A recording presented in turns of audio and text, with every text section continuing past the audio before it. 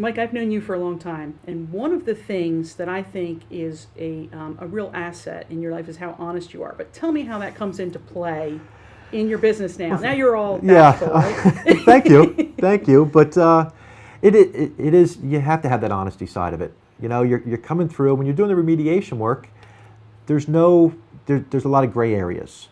You know, what do you remove or what don't you remove?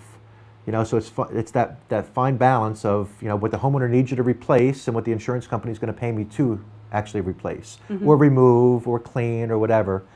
And the only thing I can do is make sure that I document everything.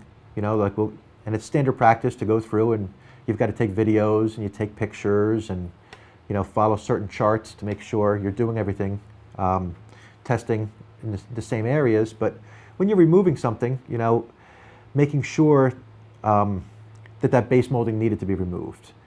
Or is the sheetrock wet? Okay, well, do I have to cut that sheetrock? Well, you know, check for insulation. You know, don't just assume, well, great, well, let's just do a whole bunch of demolition. And, you know, you've got to approach it with a little bit of caution and think a project through, and not just run in there and say, okay, great, just destroy everything, we're going to get paid for it, and it's got to be done. You know, the more you could save, the better off, because you can always remove more later. But, you know, once you start ripping out sheetrock, it's out. You know, so it's just making sure, do I really need to do that before I do it? Right. You know, so constantly just thinking before. Yeah. And talking to the homeowner, you know, get their concerns on it. You know, if they want you to make an extra special effort because that was a custom-made molding that their grandfather happened to install, you know, 100 years ago, well, you know what, I'm not just going to come in here with a crowbar and start ruining it and say, well, it's wet, it's the standard, I have to do it. You know, so you've got to communicate and really figure out your next step carefully. So, Mike, if someone has more questions, how can they reach you?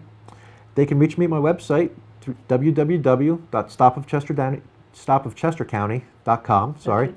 and right there on the contact page, it's got my address, my phone numbers, the 24-hour, just call the office line, and I'm Perfect. available 24/7. Very good.